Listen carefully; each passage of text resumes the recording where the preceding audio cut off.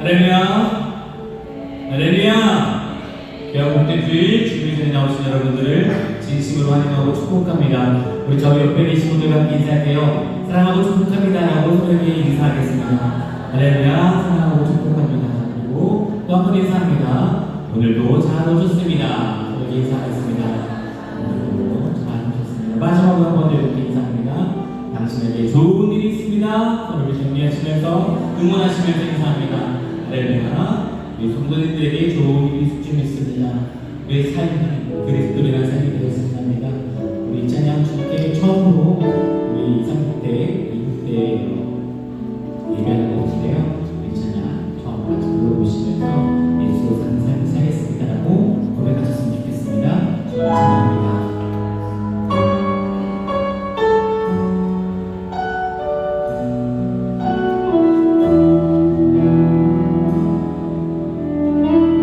내 이름을 불러주시고 내 이름 불러주시고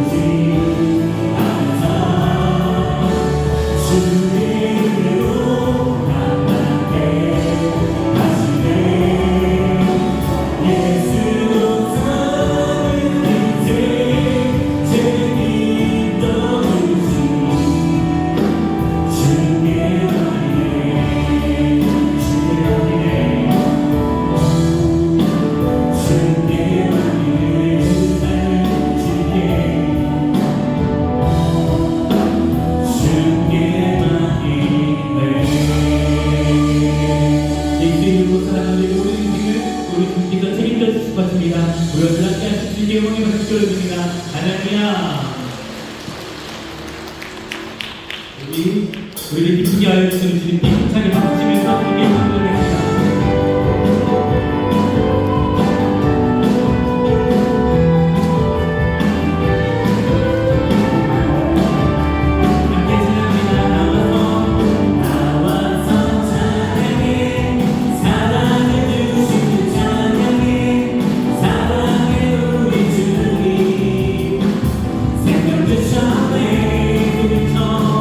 소리쳐 찬양해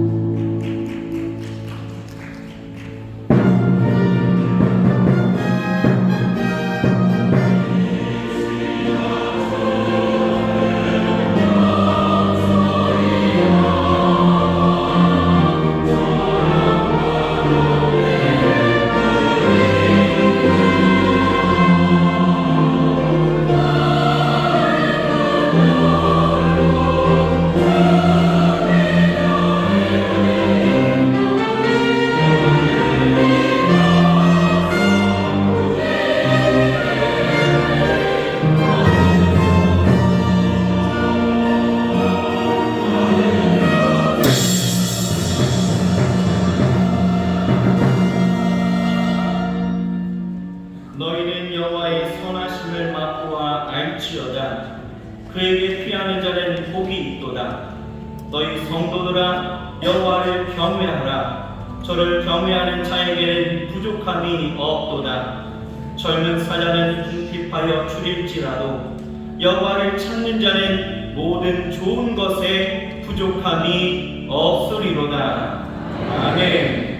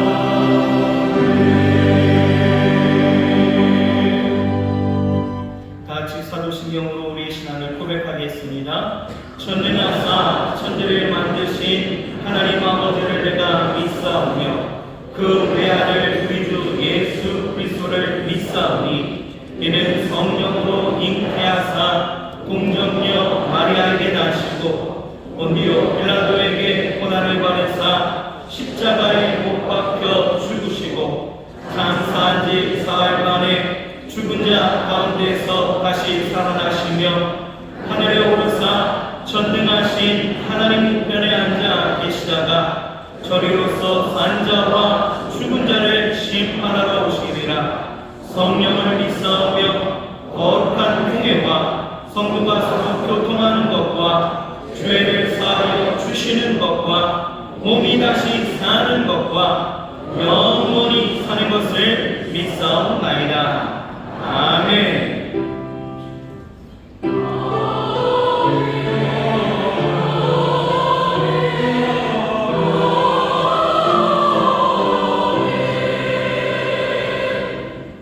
같이 찬송가 21장으로 찬송하시겠습니다.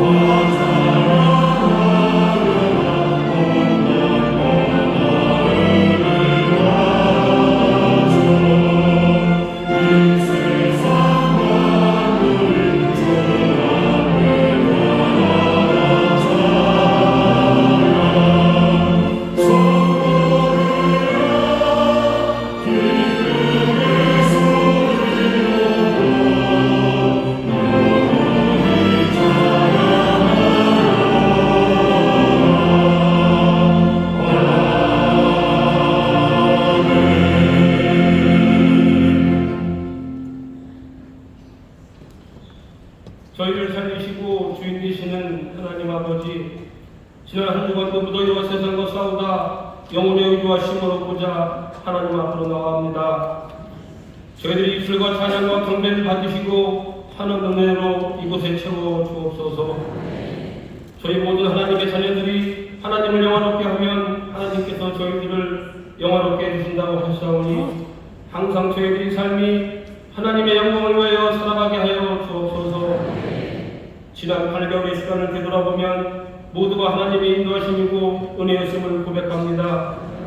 남은 시간 성령 하나님 저희의 마음을 주장하여 주사 하나님의 그늘 아래 살게 하옵시고 삶의 우선순위가 하나님과 함께하는 아름다운 삶의 여정이 되게 하여 주옵소서. 생사와 복을 주관하시는 하나님 아버지, 고통과 환난 가운데 방황하는 성도들을 위해서 기도합니다. 이전에도 많은 고난에서 건져주신 것 같이 하나님께서 저희들을 건지시며 또한 모든 성도님들 가정과 자녀와 일터 위에도 하나님이 주시는 은혜와 평강이 넘치도록 채워 주옵소서. 우리 교회를 사랑하시는 주님, 아버지께서 뜻하신 바 이곳에 아름다운 교회를 세워주시고 인도하여 주셔서 감사를 드립니다.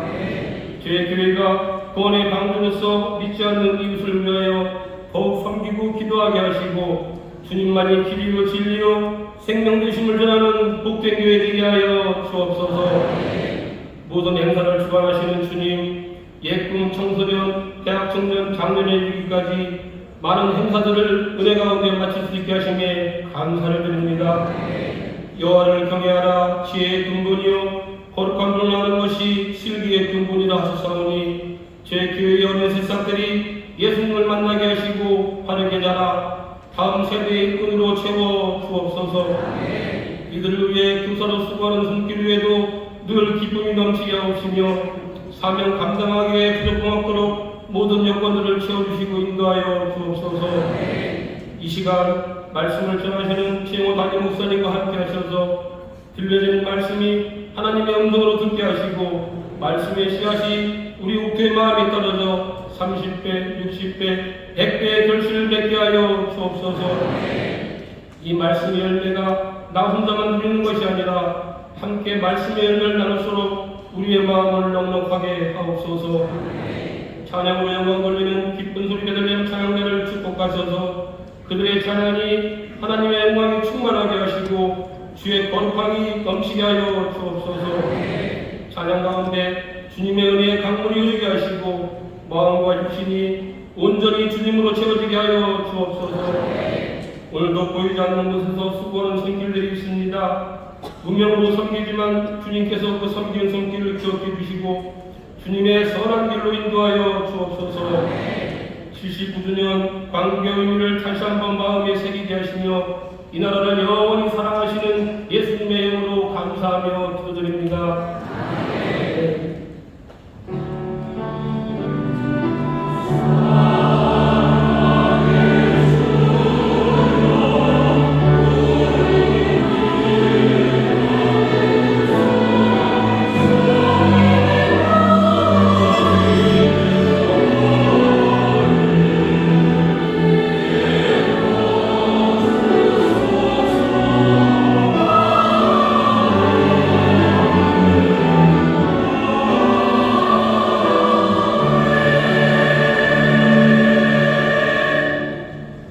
은혜 받으실 하나님의 말씀은 구약 성경 창세기 37장 29절에서 36절입니다.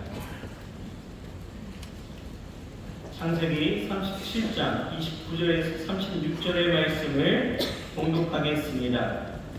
르우벤이 돌아와서 구덩이에 이르러 본즉 거기 요셉이 없는지라 옷을 찢고 아우들에게로 와서 가로되 아이가 없도다. 나는 어디로 갈까? 그들이 요셉의 옷을 취하고 수염소를 죽여 그 옷을 피에 적시고 그 채색 옷을 보내어 그 아비에게로 가져다가 이르기를 우리가 이것을 얻었으니 아버지의 아들의 옷인가 아닌가 보소서 하매 아비가 그것을 알아보고 가로되 내 아들의 옷이다. 악한 짐승이 그를 먹었도다. 요셉이 정녕 찢겼도다 하고 자기 옷을 찢고 굵은 배로 허리를 묶고 오래도록 그 아들을 위하여 애통하니 그 모든 자녀가 위로하되 그가 그 위로를 받지 아니하여 가로되 내가 슬퍼하며 음부에 내려 아들에게로 가리라 하고 그 아비가 그를 위하여 울었더라. 미디안 사람이 애굽에서 바로의 신하 시위대장 보디발에게 요셉을 팔았더라. 아멘.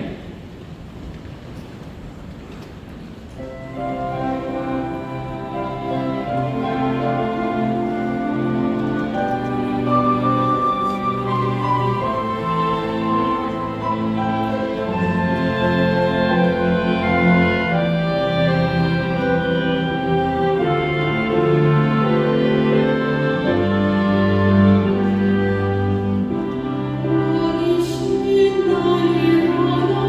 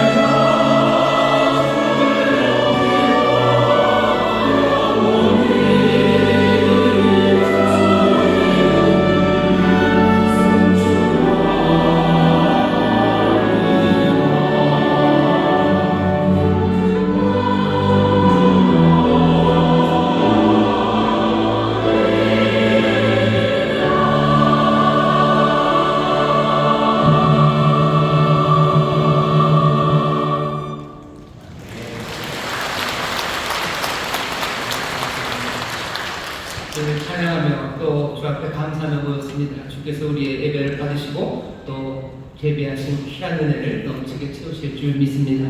저 안에 계신 분들에게 우리 믿음으로 서로 격려합니다. 우리가 주님을 찬송합니다. 우리가 주님을 찬송합니다. 아멘. 아멘. 우리가 주님과 영광으로 함께 하십니다. 이곳뿐만 아니라 여러 곳에서 함께 예배하고 있습니다. 반갑게 인사하겠습니다. 인천 순복음 엄나라교회 박수 순복하고 감사합니다. 인천에 감사하고 함께 예배하는 모든 분들 주의 은혜가 넘칠 줄 믿습니다. 감사합니다.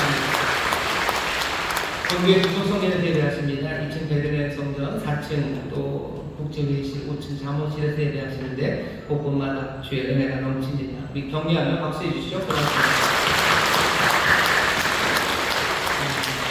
찬양하는 사람들, 감사하는 사람들이 모였습니다. 이 시간 이 귀한 은혜를 주셨는데 특별히 이 시간이 귀한 것은 우리 믿음의 사람들이 함께 간구하며 기도할 수 있는 시간이기 때문입니다. 기도하시면 들으시는 분이 계시고 또 듣고 역사하시는 주님이 우리와 함께 하십니다. 이 시간 우리가 소망을 가지고 또 감사함으로 기도할 것이 여러 가지가 있는데 딱 두 가지 기도했으면 좋겠습니다. 지난 목요일이 광복절이었습니다. 나라와 민족을 위해서 기도해 주시기 바랍니다. 땅에 정말 하나님의 은혜가 가득하고 아버지의 뜻이 선하신 뜻이 이루어지기를 위해서 기도해 주십시오. 여러 가지 정치적인 혼란들, 남북 관계, 경제 어느 것 하나 쉬운 것 없고 그리고 상하지 않는 것 없습니다. 하지만 긍휼하시고 자비하신 하나님께서 우리에게 선한 뜻을 품으셨고 또 우리 놀라운 능력의 주님께서 다스리심을 믿으며 이 나라 이 민족을 위해서 기도해 주시고 두 번째입니다. 더위가 굉장히 오래 갑니다. 더위로 힘들어하시는 분들 많으셔요. 하지만 이 여름의 무더위보다 더 긴 시간 더 힘들고 아프고 어려우신 분들 많습니다. 주님 주께서 건져내 주시고 그들의 삶에 다시 한번 상쾌함을 주시고 주께서 자유케 하시라고 우리 주변의 질병으로 가정의 문제로 또 경제적인 문제로 또 세상의 모든 어둠과 그리고 슬픔 때문에 가슴 아파하는 사람들 여러분들 아십니다. 그분들 위해서 주님 구원해 주옵소서. 주님께서 정말로 은혜의 담비를 쏟아 부으셔서 그 영혼이 새롭게 일어서게 하시고 주 안에서 찬양을 누리게 하시라고 나라 민족을 위해서 또 이 더위보다 더 길고 어둡고 힘든 문제 가운데 있는 우리 사랑하는 이웃들과 형제자매들을 위해서 간절히 기도하실 때 아버지 하나님 들으시고 또 주님 역사하실 줄 믿습니다. 우리 주여 세번 크게 부르시고 함께 통성으로 기도합니다. 주여 주여 주여 아버지 하나님 감사합니다. 복된 자리로 우리를 부르십니다. 아버지 하나님 모든 무거운 짐을 내려놓는 자리로 아버지 우리의 희생과 아버지 하나님 감사합니다. 복된 자리로 부르시니 감사합니다. 아버지 하나님 무거운 아버지에게 좋아하는 일을 할수 있는 것 아버지의 선하신 뜻으로 나오는 것이지 감사합니다. 아버지의 선하신 뜻으로 나오는 생각이 감사합니다. 아버지 하나님 아버지의 마음을 가는 게 아버지 하나님 민족을 가는 이 땅에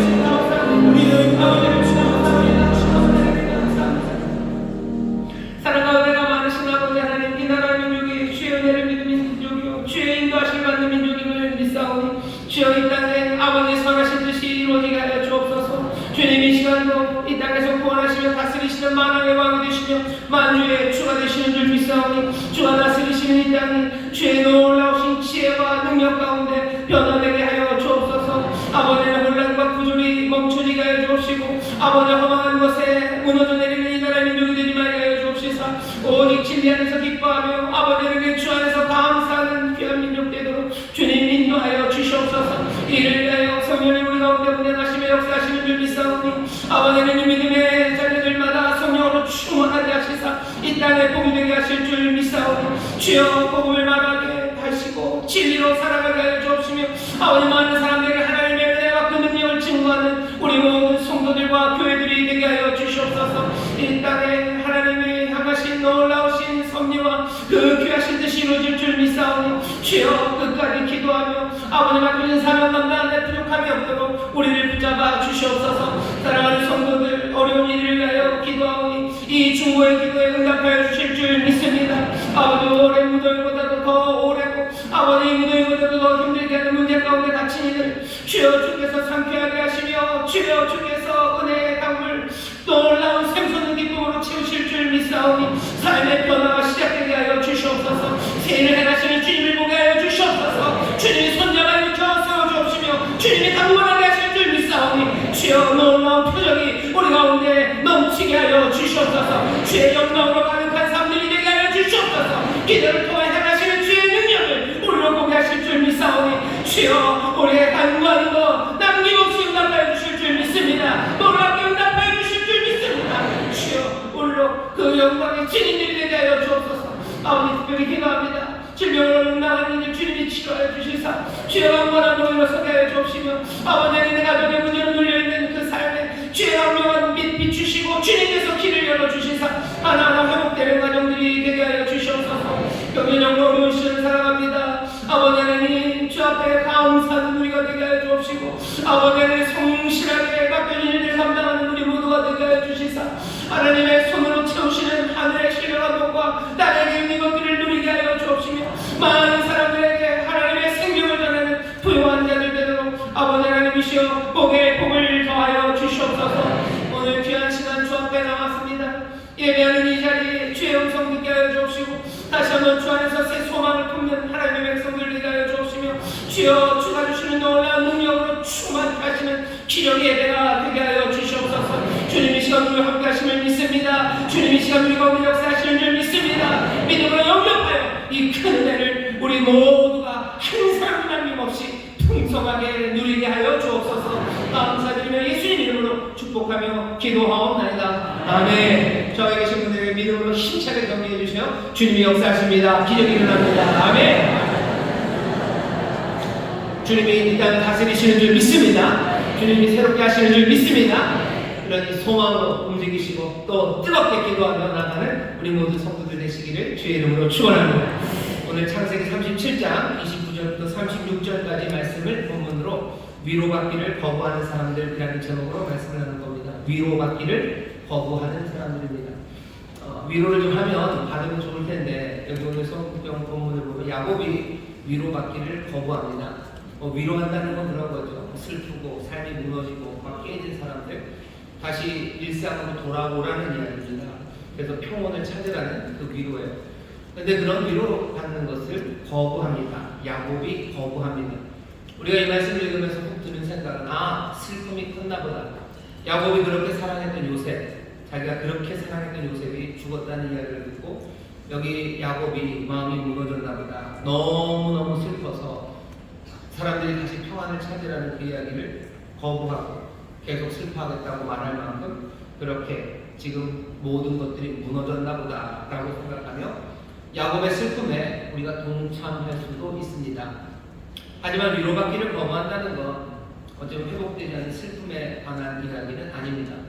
왜냐하면 여러분들이 아시는 것처럼 야곱은 만만한 사람이 아닙니다. 야곱의 별칭은 이스라엘이에요. 하나님과 또 사람과 실현하여 이긴 사람이 야곱입니다. 야곱이 요셉이라는 사랑하는 아들을 잃었을 때 이렇게 깊은 슬픔에 있다라는 걸 보면서 야곱도 사람이구나 라는 생각을 할 수 있고요. 우리도 어쩌면 이런 깊은 슬픔에 빠질 때가 있겠구나 라고 생각할 수도 있습니다만 적어도 오늘 말씀을 읽으면서 제가 여러분들에게 전하려고 하는 말은 우리에게 슬픔이 있다. 헤어나올 수 없는 슬픔이 있으니 어쩔 수 없는 그런 상황들, 그 상황들도 받아들여라 라는 말을 전하고 싶지는 않습니다. 왜냐하면 위로받기를 거부하는 사람 야곱은 우리에게 좀 더 다른 모습을 보여주기 때문입니다. 오늘 말씀의 시작은 아들들이 아버지를 속이는 데서부터 시작됩니다. 사실 그 앞에는 아들들이 질투하는 데서부터 시작되죠. 아들들이 한 아들 요셉을 질투하는 것, 사실 그 앞에 야곱의 편애에서 시작됩니다. 야곱이 요셉만 편애해요. 그리고 또 야곱의 그 편애는 그 앞쪽에 뭐 때문에 생겼어요? 야곱이 라헬을 열정적으로 사랑했기 때문입니다. 사랑이, 뜨거운 사랑이 좋은 결과를 나타내는 것만은, 만들어내는 것만 아닙니다. 라헬을 너무 열정적으로 사랑했기에 라헬의 아들이었던 요셉을 편애하니 다른 형들의 시기와 질투를 받게 되고, 그리고 그것이 또 결국은 이 요셉을 노예로 팔아버리는 그 일까지 오게 된 겁니다. 자, 그런데 문제는 벌어졌어요. 사건은 벌어졌습니다. 형들이 요셉을, 그 아들을, 야곱이 그렇게 사랑하는 아들을 노예상한테 팔아버렸습니다. 뒷수습을 해야 되죠. 뒷수습을 해야 되는데 오늘 본문 보면 맏아들 루벤이 와서 이미 벌써 다른 형제들이 요셉을 팔아버린 걸 알아버렸어요. 없죠. 내 동생이 사라졌어요. 내 동생이 가버렸구나. 그러면 이제 나는 어디로 갈고? 라고 말합니다. 루벤의 말을 잘 들어보시면요, 루벤은 이 사건에 대해서 뭔가 책임을 져야 된다고 생각해요. 동생이 사라져버렸어요. 거기에 대해서 내가 책임져야 되는데 내가 할 수 있는 일이 뭔가 루벤이 고민합니다. 맏아들 장자가 고민을 하니까요, 다른 형제들이 꾀를 냅니다. 어쩌면 팔아넘길 때부터 생각했었던 것일 수도 있고, 팔아넘기고 나서 정신이 번쩍 든 거죠. 왜냐하면 여기 동생을 돌봐야 되는 건 자기들의 책임입니다. 동생이 사라진 거예요. 작전을 짭니다. 32절 보면 우리가 이것을 얻었으니 아버지의 아들의 옷이 아닌가 보소서라고 말을 해요. 야곱의 아들 요셉의 채색 옷을 이제 염소 하나를 잡아다가 그 염소 피에다가 옷을 담굽니다. 그리고 아버지한테 그 옷을 보여주는 거죠. 우리가 이것을 얻었대요. 아버지의 아들의 옷인가 아닌가 좀 보시라고 거기다 가져다 놓습니다. 연기가 좋아요. 요셉이 죽었습니다. 그러고 달려올 수는 없어요. 왜? 요셉이 죽은 걸 보지 못했기 때문에. 죽었다면 시체라도 들고 와야 돼요. 근데 시체를 들고 올 수는 없죠. 벌써 팔아넘겼기 때문입니다. 그러니 자기들이 생각할 수 있는 제일 좋은 방법은요, 그냥 미싱이죠. 요셉이 사라졌어요. 그냥 사라진 게 아니에요. 여기 피 묻은 옷이 있어요. 찢어진 피 묻은 옷이 여기 있습니다. 그러니 요셉을 더 찾지 말라는 거죠. 죽었을 거라고 아버지에게 그 옷을 가져다 줍니다. 속이는 일, 속임수가 시작이 됩니다. 33절 보면 야곱은 그것을 알아봐요. 잘 봅니다. 보고 나서는 말해요. 내 아들 옷 맞다. 요셉의 옷 맞아요. 악한 짐승이 그를 먹었다. 요셉이 정령 찢겼다 라고 말합니다. 그리고 나서 34절부터는 울기 시작해요. 슬프니 옷을 찢습니다. 배로 허리띠를 동입니다. 그리고는 오랜 시간을 웁니다. 자녀들이 와서 말려요. 위로하기 시작합니다. 이제 그만 울고 위로한다는 건 평안을 찾으시라는 거죠. 그 죽음에 동참하지 말고 삶으로 나오라고, 평안을 찾으라고 위로합니다. 야곱은 그 위로를 거절합니다. 위로를 거절해요. 그러면서 뭐라고 얘기해요? 탄식하면서 내가 울 거라고 나의 아들이 있는 수올, 그 음부로 내려갈 때까지, 내가 어쩌면 죽을 때까지 난 울 거라고, 나는 위로받지 않을 거라고 말합니다. 마지막 절은 요셉은 팔렸어요. 미디안 상인들에 의해서 애굽의 군대장관 보디발의 집에 팔렸습니다. 그게 오늘 우리가 읽은 말씀입니다. 슬퍼하는 것, 사별의 아픔을 사람들이 애도하고 슬퍼합니다. 애도하고 슬퍼하는 기간이 정해져 있어요. 적어도 유대인들은 7일 애도합니다. 친척들은 30일 애도해요. 부모의 경우에는 1년을 애도합니다. 애도의 기간이 지나면 더 이상 슬퍼하면 안 돼요. 그 기간이 지나서도 슬퍼하는 사람들에게 탈무드는 그런 식으로 말하죠. 여호와께서 그들에게 말씀하신다. 네가 나보다 더 자비롭지 않다. 하나님이 자비로우셔요. 왜 슬픔을 계속하냐? 하나님 자비로우신 하나님이 1년이라고 7일이라고 얘기했어요. 그만큼 울고 그만 울면 되는 거죠. 사별, 그것은 그만큼이면 된다고 말합니다. 그런데 오늘 야곱은 아니에요. 위로받기를 거절합니다. 이제 그만 울라고 하는 거죠. 이제 우는 시간은 지나고 이제 평안하시라고 얘기를 하는데 야곱은 그 위로받기를 거절합니다. 왜 거절해요? 슬픔이 너무 커서? 그건 말이 안 되죠. 왜 유대인들은 날짜가 정해져 있어요? 그만 울어야 돼요. 그런데도 야곱은 위로받기를 거절하고 나는 수월에 갈 때까지 음부에 갈 때까지 난 울겠다고 말합니다. 야곱이 좀 너무 심한 건가요? 아니요, 그렇지 않습니다. 야곱은 왜 위로받기를 거절합니까? 왜 평안한 곳으로 오라는 말을 거부합니까? 미드라시에 보면 이런 말이 있어요. 탈무드 같은 데 있는 말이죠. 죽은 자를 위해서는 위로받을 수 있습니다. 누군가 죽었을 때는 내가 위로받을 수 있어요. 내 자녀가 죽었을 때는 내가 위로받아야 됩니다. 하지만 여전히 살아있는 사람, 그 사람을 위해서는 위로할 수도 없습니다. 아직 죽지 않았는데 어떻게 위로합니까? 이게 무슨 얘기냐면 여러분들 아셔요. 전쟁에 나간 내 아들이 실종됐다는 소식이 들립니다. 죽었다는 얘기가 아니고 실종됐다는 이야기예요. 그 소식을 들은 부모들의 운명은 여기 있는 이 사람 야곱과 같습니다. 비극이죠. 비극이고 눈물은 흐릅니다. 하지만 아직도 실종자가 찾아지고 구조될 가능성은 포기할 수 없어요. 그러니 정상적인 애도의 단계에 그것들을 치를 수 없습니다. 장례 치를 수 없습니다. 그리고 또 이제 뭐죠? 장례가 치는 눈물을 그래서 닦고 이제 힘내고 이제 살아가라고 말할 수 없어요. 왜? 아직 찾아내지 못했기 때문입니다. 거기에서 위로를 받는다는 건 어쩌면 배신입니다. 상실, 잃어버린 것과 화해하는 거예요. 이제는 끝났다는 절망과 상생하는 거죠. 같이 살아가기 시작하는 거. 이런 경우에 슬픔은 종결되지 않아요. 어제는 음부에 가는 그때까지 슬퍼하는 겁니다. 위로받기를 거절하는 거예요. 왜 그런 거죠? 희망을 포기하라는 말, 그것을 거부하는 것입니다. 절망과 화해하지 않겠다는 거예요. 위로받을 수 없어요. 위로받을 수 없습니다. 내 눈물은 계속 나올 거예요. 왜? 내 자녀가 지금 실종되었기 때문에 눈물이 나는 거죠. 내가 위로받습니까? 위로받는다는 건 무슨 얘기예요? 내 아들이 이제 끝났다는 그 절망과 타협하는 거예요. 그 절망 안에서 평안함을 찾는 거예요. 아니, 그럴 수 없습니다. 그건 배신이에요. 야곱이 위로받기를 거절한 것은 무슨 뜻이죠? 아들이 죽었다는 걸 믿지 않습니다. 내 아들 요셉은 아직 살아있다는 희망이기 때문에 위로받기를 거절하는 거예요. 내 아들은 지금 사라졌으니 내가 지금 울고 있는 거죠. 나는 위로받을 수는 없습니다. 그게 지금 야곱이 여기서 하는 일입니다. 이상하죠, 근데? 왜냐하면 오늘 본문을 보면 야곱은 벌써 요셉이 죽었다는 걸 인정하는 것 같아요. 요셉이 죽는 걸 인정하고 요셉이 죽는 걸 믿으면서 왜 요셉이 살았다고 또 소망하는가? 야곱이 좀 이상한 사람 아닌가? 그런 생각들을 합니다. 예수 믿는 사람들을 향해서도 사람들이 이런 말들을 해요. 예수 믿는 사람들이 약간 분열증적이라는 라고들 얘기하죠. 분명히 다 끝났는데도 불구하고 그것들을 받아들이지 않아요. 그러면서 계속 뭔가 소망을 이야기하죠. 어떻게 저러냐? 요셉 자기 아들이 죽었다고 지 입으로 말해놓고 또 요셉이 살아있다고 말한다고 인생이 끝났다고 말하고 또 여전히 끝나지 않았다고 말한다고 이건 분열증 아닙니까? 아니면 창란이에요. 아니면 제정신이 아닌 거죠. 예수 믿는 사람들 어쩌면 제정신 아닌 것처럼 살아간다고 사람들이 말해요. 하지만 하나님의 백성 이스라엘 그 사람들은 이 야곱처럼요. 여기 끝까지 위로받기를 거부하는 사람들입니다. 근데 벌써 야곱은 요셉이 죽었다고 말하지 않았습니까? 야곱은 요셉이 죽었다고 여기서 말하지 않아. 말했는데요. 잘 보십시오. 오늘 본문을 보면 이 아들들이 야곱에게 하는 일이 좀 이상합니다. 피 묻은 요셉의 옷을 가져다가 잘 보시라고 하죠. 이거 좀 잘 좀 보세요 라고 말해요. 우리 형제가 죽었어요 라고 달려오지 않아요. 여기 잘 보시라고 32절입니다. 그 채색 옷을 보내어 그 아비에게로 가져다가 이르기를 우리가 이것을 얻었으니 아버지의 아들의 옷인가 아닌가 보소서 돼 있어요. 히브리어로는요 하켈 나옵니다. 지금 하켈 잘 보시라는 거예요. 잘 알아보시죠. 이 잘 알아보라는 이야기는 약간은 법적인 의미가 있습니다. 그 다음에 야곱이 뭐예요? 야곱이 그것을 알아봅니다. 야곱이 그것을 잘 알아봐요. 그리고서 뭐라고 얘기해요? 요셉이 찢겼다라고 말합니다.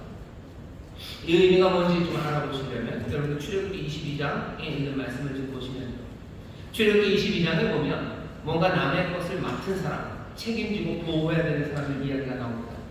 자기가 남의 양떼를 맡아서 기르고 있어요. 그러면 책임을 져야 됩니다. 이 양떼 중에서 뭔가 하나 사라져버리면 갚아내야 되죠. 왜? 자기가 보호할 책임이 있었기 때문이에요. 근데 어떤 경우에는 불가항력적으로 잃어버리는 수가 있습니다. 제일 대표적인 경우가 야생동물이 와서 물어갈 때요. 그냥 곰이 와서 찢어버리는 거예요. 그러면 어떻게 할 수가 있습니까? 할 수가 없습니다. 출애굽기 22장에 보면 10절부터 13절에 그럴 때 이 보호해야 되는 사람, 쇼멜에게는 책임이 없어요. 찢겨진 경우에는 배상할 필요가 없습니다. 그게 출애굽기 22장 10절부터 13절에 있는 보호하는 사람들, 쇼메르가 가져야 되는 책임, 그리고 또 그 책임에서 면제될 수 있는 경우입니다. 우리가 또 하나 아는 이야기가 창세기 4장에 나오는 이야기입니다. 가인이 하나님 앞에 항변하죠.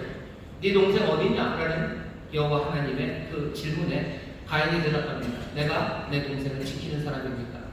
내가 내 동생을 지키는 사람, 보호하는 사람, 내가 쇼메르입니까? 라고 대답을 해요. 거기에 대해 하나님이 대답을 안 하시죠. 왜? 너무나 당연하기 때문에. 형제가 있으면 그 형제는 다른 형제를 쇼메르, 지키는 사람으로 가져다 놓으셨어요. 출애굽기 22장에 뭐라고 되어 있어요? 쇼메르, 지키는 사람들은요, 이 대상, 지켜야 되는 대상을 잘 보호해야 될 책임이 있습니다. 상하게 되면 책임져야 돼요. 배상해야 됩니다. 책임 안 지는 경우는 불가항력적인 경우예요. 찢길 때입니다. 야생동물에 의해서 찢길 때 어떻게 할 수 없는 그 경우까지 책임을 묻지는 않아요. 야곱의 아들들이 지금 피 묻은 옷을 가지고 와서 아버지에게 들이밀면서 이것을 보시라고 하는 이야기는 무슨 얘기예요? 자기들의 책임, 자기들의 무죄함을 말하려고 하는 거예요. 내 동생의 죽음에 대해서, 내 동생을 잃어버린 것에 대해서 우리가 책임이 없다는 거죠. 우리는 몰랐어요. 그냥 뭐가 와서 찢어간 거죠. 불가항력적이고 우리가 감당할 수 없는 일, 그러니 무죄를 선고해 달라는 거예요. 르우벤이 그래서 놀랐던 겁니다. 동생은 사라졌어요. 나는 어디로 갈까? 동생이 사라진 거에서 책임을 져야 되는 거죠. 그러니 뭔가 하는 속임수로 만들어낸 겁니다. 그 방법에서, 그 책임에서 벗어나기 위해서 찢어졌다, 찢겼다, 그것들을 보이려는 증거 하나를 조작해서 아버지에게 가져다 놓은 겁니다. 야곱은 그 증거를 살핍니다. 잘 보죠. 학해요. 살펴요. 야곱은 지금 제정신이 아닌 사람이 아닙니다. 지금 잘 살피는 사람이에요. 우리가 예수 믿는 사람이 세상을 보면서도 절망의 상황에서도 뭐 소망을 갖는 게 우리가 제정신이 아니라 그런 게 아니에요. 하나님의 사람들 이스라엘은요, 모든 것들을 잘 헤아립니다. 성령의 사람들은 헤아리지 않는 사람이 아니에요. 모든 것들을 헤아려 선한 것 취하고 악을 버리는 것, 그것이 성령의 사람들이 살아가는 길입니다.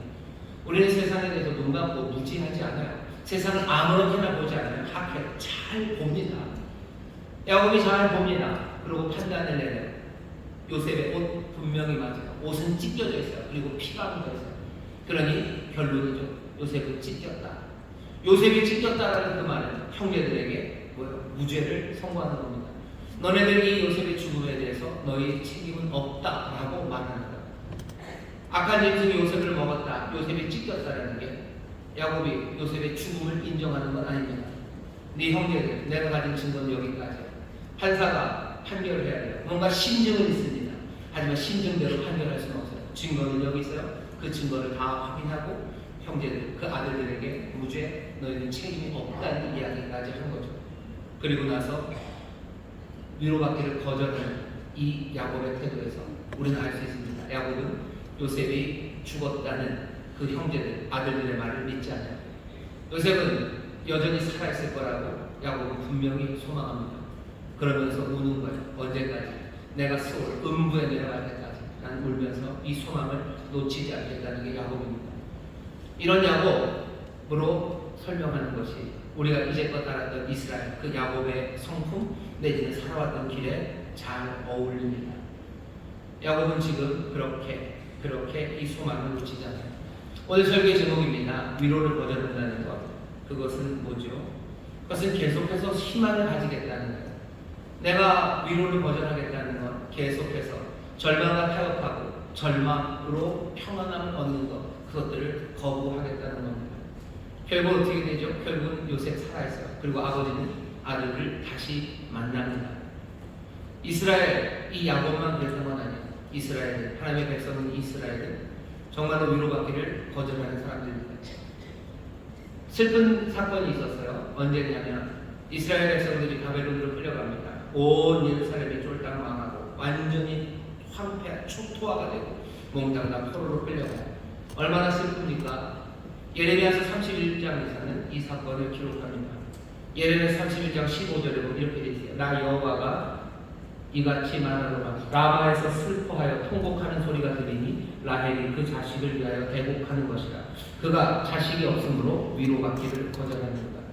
라헬이 위로받기를 거절합니다. 그죠? 라헬은 상징적이지만 이스라엘 야곱의 부인입니다. 사랑했던 라헬. 이스라엘의 어머니입니다. 이스라엘의 어머니가 지금 울고 있어요. 애곡합니다. 하지만 위로받기를 거절해요. 상황은 뭔데요? 이스라엘 그 자손들이 다 바벨론으로 끌려가고 있어요. 다 끌려가는 그 길에 애곡합니다. 하지만 라헬 위로받기를 거절해요. 위로받기를 거절하는 게 무슨 뜻인가 뜻이에요. 너무너무 슬퍼서 위로해봤자 내가 평안을 얻을 수 없으니 그러지 마시라고 지금 말리는 겁니까? 라헬은 여기서 이스라엘과 같은 일을 하는 것 같아요. 위로받기를 거절합니다. 자식이 없음으로 애곡해요. 이 말이 재밌죠. 자식이 없다는 게 뭐예요? 다 끌려가서 자식이 없습니다. 하지만 끝은 아니에요. 다시 돌아오기를 소망하는 거죠. 그러니 위로받기를 거절하는 거예요.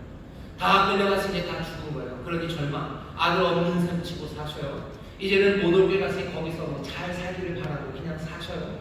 이제는 그 절망과 타협하고 그 절망 안에서 평안을 누리세요. 라는 이 말들, 라헬은 그 말을 거부하는 겁니다. 어떻게 알아요? 16절에 보면 이렇게 되어 있습니다. 나 여호와가 이같이 말하노라. 네 소리를 금하여 울지 말며 내 눈을 금하여 눈물을 흘리지 마라. 울지 말래요. 그리고 눈물 흘리지 말랍니다. 왜? 내 앞에 내 일에 갚음을 받을 것인즉 그들이 그 대적에 따라서 돌아오리라. 여호와의 말입니다. 네 일에 대하여 어떻게 해요? 갚음을 받는답니다. 무슨 일을 도대체 했는데요? 라헬이 무슨 일을 했는데 거기에 갚음을 받습니까? 네가 한 일 때문에 돌아온대요. 라헬이 무슨 일을 했어요? 두 가지 했어요. 애곡했어요. 그리고 위로받기를 거절했습니다. 이스라엘이 전에 했었던 악행에 관한 이야기가 아니에요. 악행에 대해서 갚아주신다면 벌을 받아야지 돌아오겠습니까? 여기 네 일에 대하여 갚음을 받는다. 라헬이 한 일은 애곡하는 것, 그리고 위로받기를 거절하는 것 두 가지입니다. 위로받기를 거절하는 건 희망을 포기하지 않는다. 희망을 포기하라는 이야기, 그것들을 받아들이지 않는다. 자식은 없습니다. 하지만 희망을 포기하지 않는다. 애곡합니까? 예, 애곡합니다. 내 자녀들이 이 자손이 그렇게 끌려갔어요. 애곡하고 슬퍼하죠. 하지만 위로받기는 거절합니다. 그게 이스라엘이 살아갔던 방식이에요. 거기에 하나님께서 그것에 갚으셔요. 이 말을 좀 더 과격하게 해석하면 어떻게 이 사람들이 돌아오게 됐습니까? 위로받기를 거절했기 때문에. 어떻게 아들을 다시 만납니까? 위로받기를 거절했기 때문에. 희망을 포기하지 않았기 때문에. 절망과 타협하지 않았기 때문에. 절망 안에서 평안함을 주려는 모든 시도들을 다 거부했기 때문에. 절망을 받아들이면 평안할 수 있습니다. 하지만 이 절망을 거부하고요, 끝까지 희망을 갖는 사람들, 그 사람들은 울 수밖에 없어요. 애곡합니다. 수월에 갈 때까지, 음부에 갈 때까지. 그때까지 나는 울 거예요. 하지만 나는 희망을 포기하지 않을 겁니다. 대한민국에서 여러분 희망을 접으시면 평안하게 사실 수 있어요. 아무 생각 없이 살 수 있어요. 그냥 멀리 어디 가시면요. 그냥 돈 좀 있으시면 좋은 나라들 많잖아요. 어디가 좋지요? 큰 나라가 좋은가요? 그냥 거기 가세요. 아니면 그냥 돈 있으면 어디가 좋은 동네에서 그냥 조용히 사셔요. 맛있는 거 먹고 살기 좋잖아요. 뭐 요기요 하면 다 배달 오고 뭐 하면 다 좋고 그냥 그렇게 사시면 돼요. 하지만 이 나라에 대한 희망을 내가 놓치지 않는다. 내가 절망과 타협하지 않는다면 그때부터는 평안히 살 수 없어요. 위로받기를 거절할 수밖에 없어요. 밤마다 눈물로 기도할 수밖에 없고 내가 할 수 있는 일이 뭔가 묻고 또 찾으며 내가 이 땅에서 정말로 절실하게 살아갈 수밖에 없습니다. 위로받기를 거부하는 사람들이 있어요. 라헬이 그렇게 했어요. 그리고 예레미야서 31장 16절 17절은 뭐라고 말해요? 그 일 때문에 내가 갚겠다. 어쩌면 이 말씀을 과격하게 이해하셔야 돼요. 내가 희망을 버리지 않아야 돌아옵니다. 어머니가 희망을 버리지 않아야 아들들이 돌아오는 거예요. 내가 내 자식이 살아있고 내 자식이 회복될 거예요. 내가 그 희망을 꺾지 않아요. 내가 그 회복된 내 아들을 다시 만날 수 있는 겁니다. 위로받기를 거절하는 사람들이 있어요. 절망과 타협하라는 그 이야기를, 희망을 버리라는 이야기를, 그 이야기를 받아들이지 않는 사람, 그 사람이 이스라엘입니다. 이스라엘의 어머니들은 그렇게 위로받기를 거절하는 사람들이에요. 우리가 아는 것처럼 수많은 사람들이 그렇게 살아요. 바벨론에 가서 노래들을 하죠. 슬픔의 노래를 부릅니다. 바벨론 강가에서 노래를 해요. 바벨론의 사람들이 네 고향 유대의 노래, 예루살렘의 노래를 부르라면 내가 어떻게 그 노래를 부릅니까? 그러면서도 시편 137편 노래하고 있는 거죠. 내가 예루살렘을 잊는다면, 잊었다면, 기억하지 않는다면, 예루살렘의 즐거움보다 다른 즐거움을 찾는다면 내 손에 모든 재주가 사라지고 내 입 입천장에 붙을 거라고. 내가 말도 못할 거라고 하면 노래합니다. 이 사람이 지금 연주하고 노래하는 건 그런 거예요. 내가 예루살렘을 기억해요. 내가 예루살렘을 위해서 지금 슬픔의 노래를 부르고 있는 거예요. 위로받기를 거절했기 때문에, 위로받았다면 예루살렘 말고 여기서 그냥 살자라는 것 위로받았다면 슬픔의 노래를 부를 이유가 있습니까? 그러지 않아요. 바벨론에서 그렇게 노래합니다. 나폴레옹이 황제였을 때 파리 시내를 좀 다녔겠죠. 거기 유대인의 회당이 있습니다. 유대인의 회당을 지나가는데 유대인들의 금식하는 날이에요. 8월 중순쯤에 예루살렘 성전 함락 그것 때문에 눈물로 기도하는 금식일, 나폴레옹이 그 길을 지나가요. 유대인들이 통곡을 하고 있죠. 묻습니다. 저 사람은 뭐 때문에 저렇게 우는 건지, 무엇을 위해서 유대인들이 울지? 예루살렘을 위해서 운다고, 예루살렘의 성전을 위해서 운다고. 나폴레옹이 묻습니다. 얼마나 저 사람들이 저러고 우는 거냐? 예루살렘을 잃어버린 지가 얼마나 되었는데? 대답은 1700년 됐대요. 나폴레옹이 그 얘기를 듣고요. 뭐라고 그럽니까? 예루살렘을 그렇게 오랫동안 애통하고 그렇게 애곡한다면 저 사람들은 예루살렘을 다시 회복할 수 있을 거라고 그런 이야기를 남기면서 지나갑니다. 희망을 포기하지 않는 사람들, 결코 희망을 버리지 않는 사람들, 그래서 위로받기를 거부하는 그 사람들이 다시 만나게 되는 겁니다. 마침내 야곱은 요셉을 만나요. 라헬은 그 자녀들이 그 땅으로 돌아오는 것을 봅니다. 예루살렘은 다시 유대인의 고향이 됩니다. 모든 증거, 피 묻은 그리고 찢겨진 채색으로 모든 증거가 소망 대신 절망, 그 절망을 제시할 때가 있어요. 하지만 정말로 돌이킬 수 없는 손실들, 잃어버린 것들, 또 회복하기 어려운 상처들, 너무나 어두워져서 어디 뚫고 나갈 길이 없는 그런 막다른 골목들, 하지만 그런 모든 증거에도 불구하고 이스라엘은 다른 무언가가 있기 때문에 그 증거들을 믿지 않습니다. 다 압니다. 학회를 다 압니다. 하지만 그 증거가 가리키는 것을 믿지 않아요. 왜 그렇습니까? 그 모든 것보다도 더 강력한 깨지지 않는 믿음과 소망이 이스라엘에게 있기 때문이에요. 우리의 삶에 증거들이 참 많습니다. 하지만 아직 내 손에 내 아들의 죽음을 들은 것 아니에요. 그렇다면 내 하나님을 향한 그 믿음과 내 하나님의 성실하신 인자하심을 붙잡고 나는 끝까지 위로받기를 거절하고 나는 희망, 그것을 붙잡을 수 있는 사람들, 그 사람들은 이스라엘 하나님의 백성들입니다. 단순한 말 한마디, 이 단순한 말 하나, 위로받기를 거부하는 사람이라는 이 단순한 말 하나가 끝까지 희망을 내어놓고 노래하며 살아가게 합니다. 우리가 살아가는 세상은 여전히 폭력, 빈곤, 어둠, 그 모든 증거들이 세상에 가득 찼어요.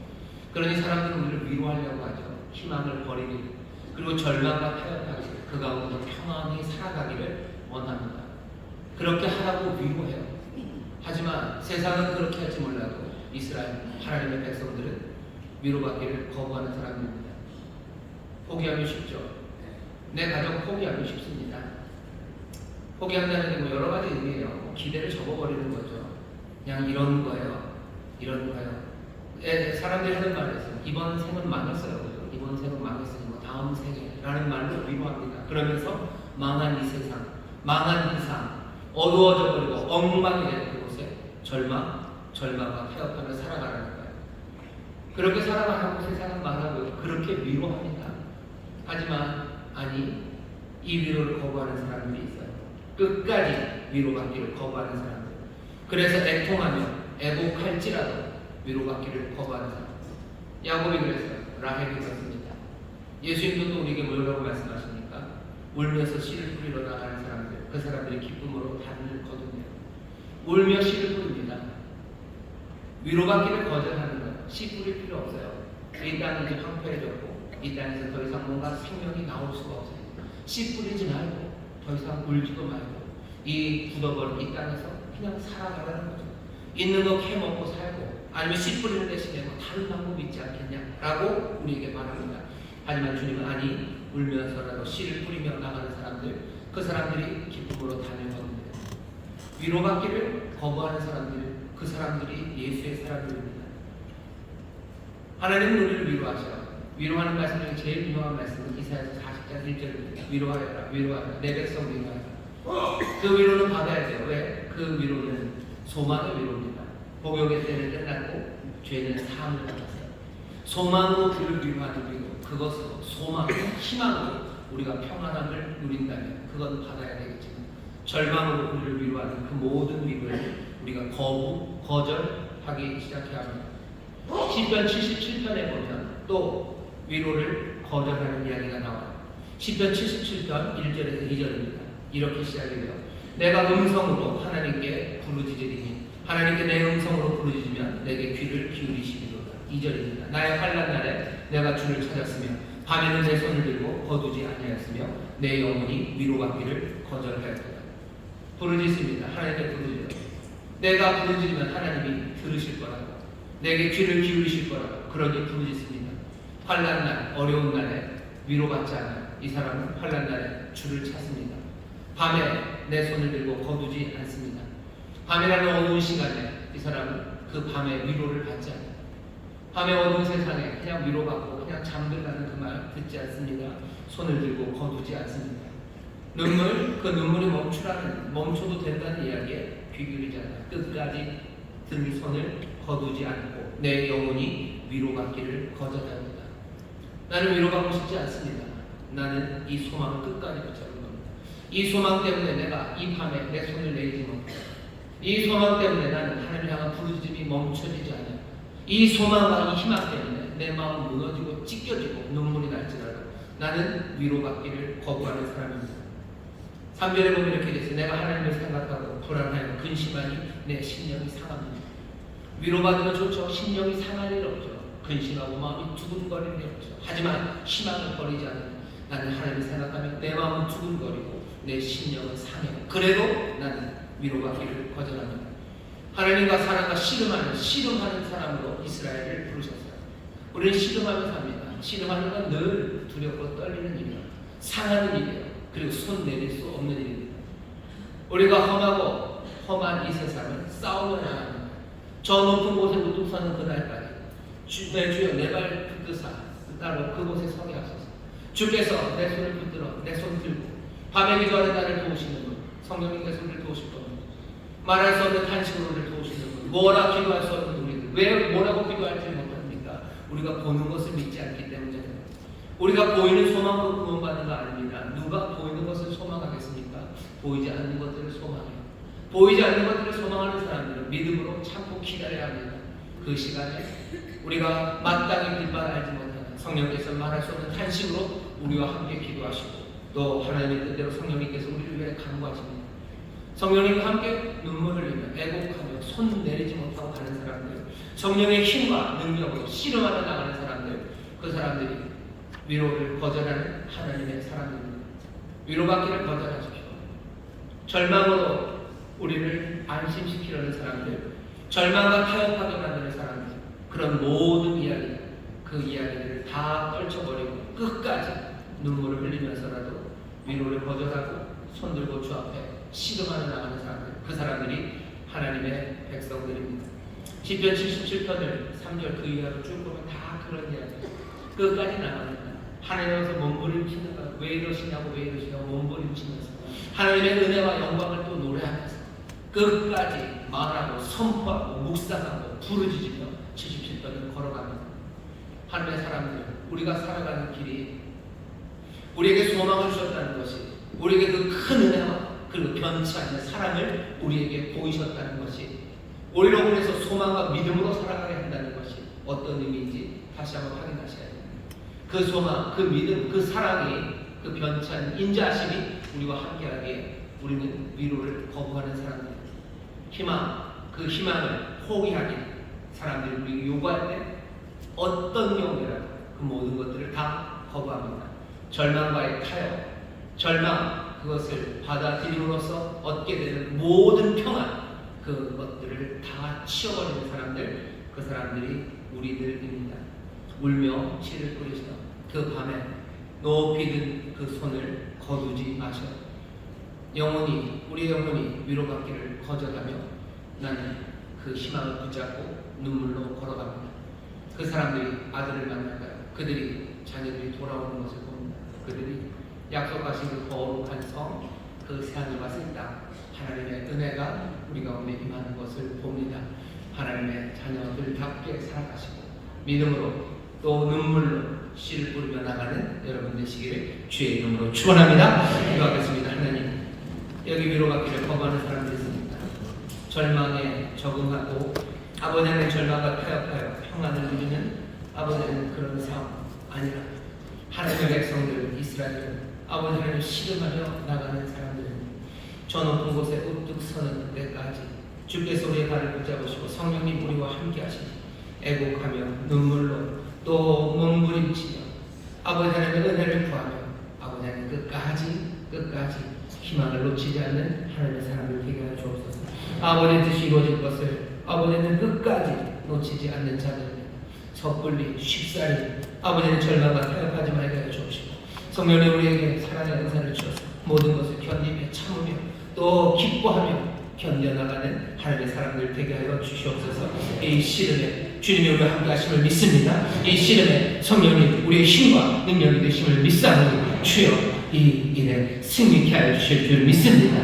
이루어 주실 줄 믿습니다. 그 소망이 우리를 부끄럽게 하지 않을 것을 믿사오니 날마다 성령 안에서 우리에게 하나님의 사랑을 주시사 주여 이 소망을 향해 달려나가는 하나님의 백성들 예수의 사람들 되게 하여 주옵소서. 감사드리며 예수님 이름으로 기도하옵나이다. 아멘. 우리 시간 통성으로 기도하실 때 주여 내가 절망과 타협하지 않습니다. 끝까지 소망을 붙잡고 눈물로 기도하며 걸어가기를 원하오니 성령님 우리를 도와주옵소서. 우리 간절히 기도하실 때 성령께서 우리 힘이 되어주시고 용기가 되어주시고 또 우리에게 날마다 그 사랑을 더하셔서 소망을 잃지 않게 하실 줄 믿습니다. 주여 세 번 부르시고 통성으로 기도합니다. 주여 주여 주여. 아버지는 감사합니다.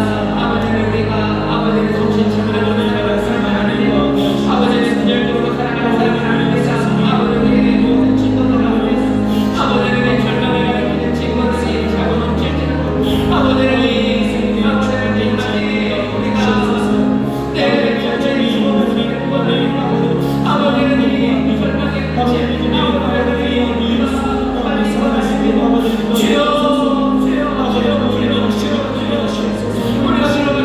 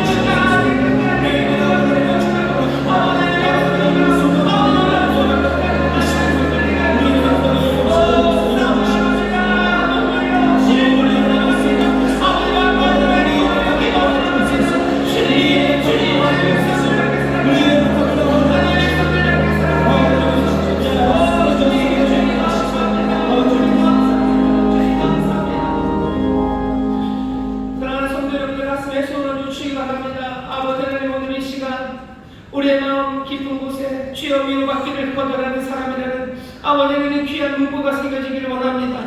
우리의 이름이 되게 하여 주시옵소서. 아버지는 절망과 타협하지 않는 사람이 우리의 이름이 되게 하여 주옵시고, 아버지는 눈물로 씨를 뿌리는 자들이 우리의 이름이 되게 하여 주시옵소서. 밤에 주 앞에서 든 손을 거두지 않는 자들이 되게 하여 주옵시고, 아버지는 이 앞에 애통하며 간구하며 아버지 희망과 소망으로 나가는 하나님의 귀한 자녀들을 되게 하여 주시옵소서. 이들에게 하나님의 약속이 이루어질 줄 믿습니다. 하나님의 약속이 이루어질 줄 믿습니다. 참된 평강과 참된 소망이 오직 주님께로부터 오는 줄 믿사오니 주여 주의 위로를 받는 자들 되게 하여 주시옵소서. 주의 약속으로 위로받는 자들 되게 하여 주시옵소서. 주님의 소망으로만 위로받는 자들 되게 하여 주시옵소서.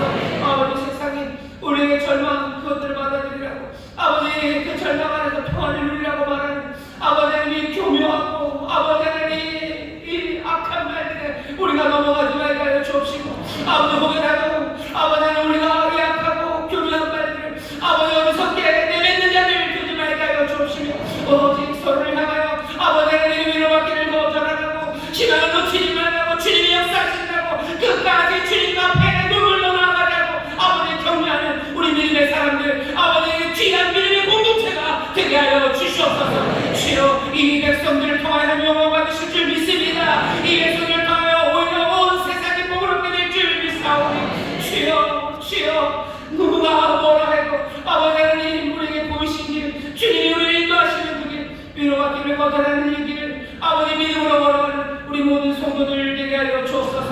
여기에 하나님이 주시는 약속의 성취가 이루어질 줄 믿습니다. 아들이 돌아오게 될 줄 믿습니다. 아버지는 이의 고향이 다시 찾아지게 될 줄 믿습니다. 아버지의 뜻이 이루어질 줄 믿습니다. 주여 이 믿음으로 살아가는 우리 모두에게 주님께서 약속하신 바 그 놀라우신 성취가 분명하며 아름답게 이루어질 줄 믿사오니 주여 우리로 그 영광을 보게 하여 주옵소서. 감사드리며 예수님 이름으로 축복하며 기도하옵나이다. 아멘. 저에 계신 분들에게 믿음으로 다시 한번 격려합시다. 위로를 거부하는 사람들 됩시다. 위로를 거부하는 사람들 됩시다. 아멘. 아멘. 절망과 태업하지 마시기를 주의 이름으로 축원합니다. 절망이 주는 평안함 그 모든 것들을 거부하며 나가시기를 주의 이름으로 축원합니다. 찬송합시다. 찬송가 539장 이모의 소망대가 신차를 찬송하시고 준비한 일을 감사함으로 드리겠습니다.